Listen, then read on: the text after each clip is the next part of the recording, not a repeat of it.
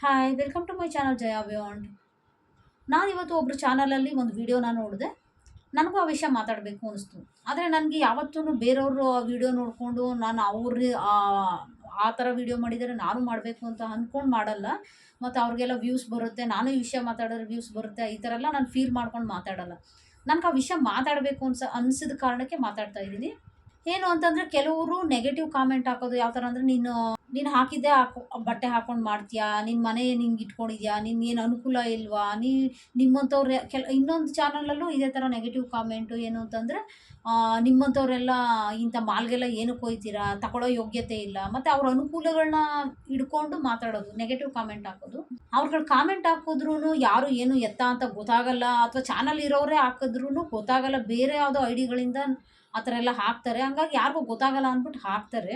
ನಮಗೆ ಆ ಥರ ನೆಗೆಟಿವ್ ಕಾಮೆಂಟ್ ಹಾಕಿದವರು ಅಂದರೆ ಪಾಪ ಅವಳು ತುಂಬ ಕೆಲವು ಬೇಜಾರಾಗುತ್ತೆ, ನನಗೂ ಬೇಜಾರಾಗುತ್ತೆ. ಕೆಲವು ನೆಗೆಟಿವ್ ಕಾಮೆಂಟ್ಗಳನ್ನ ನೋಡಿದ್ರೆ ಕೆಲವೊಂದು ಸಲ ಬೇಜಾರಾಗುತ್ತೆ, ಇಲ್ಲ ಅಂತಲ್ಲ.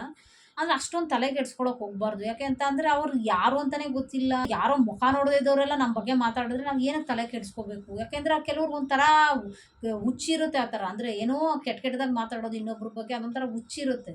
ನೀನೇನು ಹಾಕಿದ್ದೆ ಬಟ್ಟೆ ಹಾಕೊಂಡು ಮಾಡ್ತೀಯಾ, ದಿನಕ್ಕೆ ಎರಡು ಮೂರು ಬಟ್ಟೆ ಬಿಟ್ಟರೆ ಇನ್ನೇನಾದ್ರೂ ಬಟ್ಟೆನೇ ಇಲ್ವಾ. ಇದಕ್ಕೆ ನಾನೇನು ಹೇಳ್ತೀನಿ ಅಂತಂದರೆ, ಆ ಥರ ಕಾಮೆಂಟ್ ಹಾಕೋರು ಬಂದು ನಮಗೆ ಬಟ್ಟೆ ತೊಗೊಡಲ್ಲ. ನಾನು ಕಾಲೇಜ್ಗೆ ಹೋಗ್ತಿದ್ದ ಟೈಮಲ್ಲೂ ನನಗೂ ಅಷ್ಟೇ ಬಟ್ಟೆಗಳು ತುಂಬ ಕಡಿಮೆ ಇತ್ತು. ಒಂದು 3-4 ಬಟ್ಟೆನಲ್ಲೇ ಇಡೀ ವರ್ಷ ಪೂರ್ತಿ ಕಾಲೇಜ್ನ ಮುಗಿಸಿದ್ದೀನಿ. ಆದರೆ ಯಾವತ್ತೂ ನಾನು ಬಟ್ಟೆಗಳ ಬಗ್ಗೆ ಫೀಲ್ ಮಾಡ್ಕೊಂಡಿಲ್ಲ. ನಾನು ಅಂದರೆ ನನಗೆ ಇಷ್ಟೇ ಇದೆ ಅಷ್ಟೇ ಇದೆ ಅಂತ ಫೀಲ್ ಮಾಡ್ಕೊಂಡಿಲ್ಲ.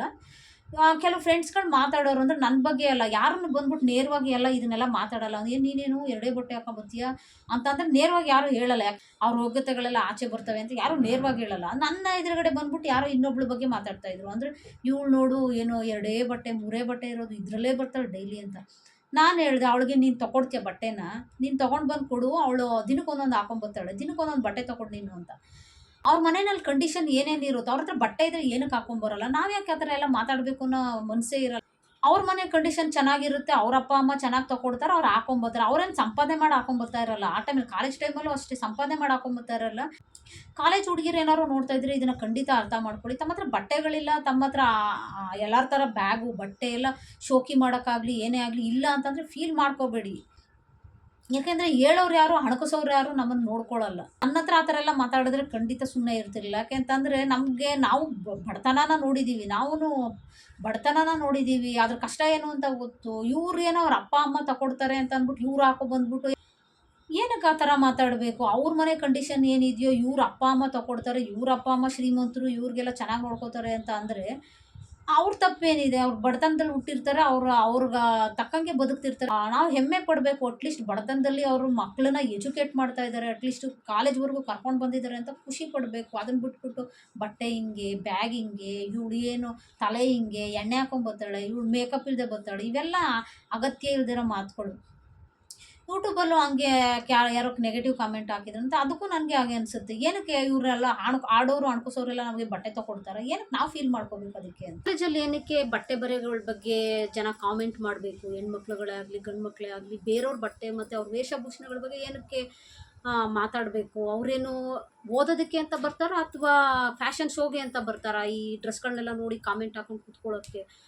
ಅಲ್ಲಿ ಆ ಥರ ಕಂಡೀಷನ್ ಇರೋರು, ಮನೆ ಕಂಡೀಷನ್ ಆ ಥರ ಇರೋರು ಯೋಚನೆ ಮಾಡಬಾರ್ದು. ಇದ್ರ ಬಗ್ಗೆ ಎಲ್ಲ ಕಾಮೆಂಟ್ಗಳ ಬಗ್ಗೆ, ನೆಗೆಟಿವ್ ಕಾಮೆಂಟ್ಗಳ ಬಗ್ಗೆ ಯೋಚನೆ ಮಾಡಬಾರ್ದು.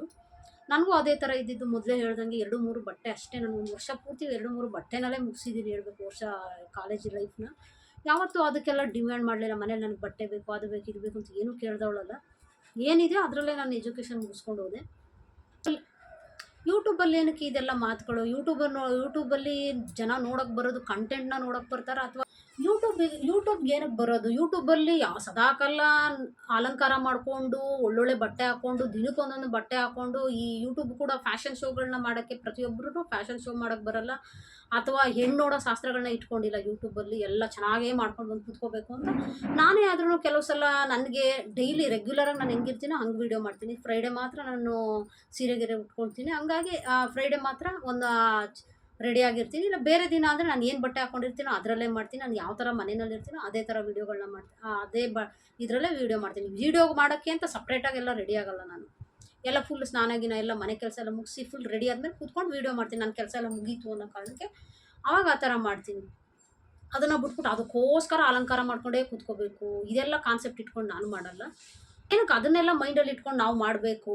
ಮತ್ತು ಬೇರೆಯವ್ರು ತಾನೇ ಇದನ್ನೆಲ್ಲ ಯಾಕೆ ಜಡ್ಜ್ ಮಾಡಬೇಕು? ಬರೋದು ಕಂಟೆಂಟ್ ನೋಡಿ ಇಷ್ಟ ಆದರೆ ಸಬ್ಸ್ಕ್ರೈಬ್ ಮಾಡ್ಕೊತಾರೆ. ಅದನ್ನು ಬಿಟ್ಬಿಟ್ಟು ಅವ್ರು ನೋಡೋಕೆ ಹೆಂಗಿದ್ದಾರೆ, ಅವರು ಬಟ್ಟೆಗಳು ಹೆಂಗೆ ಹಾಕ್ಕೊಂಡಿದ್ದಾರೆ, ಇಲ್ಲಿ ಜನಗಳು ಇದಕ್ಕೆಲ್ಲ ಫೀಲ್ ಮಾಡ್ಕೊಂಡು ಕೂತ್ಕೊಳ್ಳೋಕ್ಕೆ ಬಟ್ಟೆ ಬರೆಗಳ ಬಗ್ಗೆ ಅವ್ರ ಮನೆಯಲ್ಲಿ ಯಾವ ಕಂಡೀಷನ್ ಇದೆಯೋ ಇದರಲ್ಲೇ ಮಾಡಿ.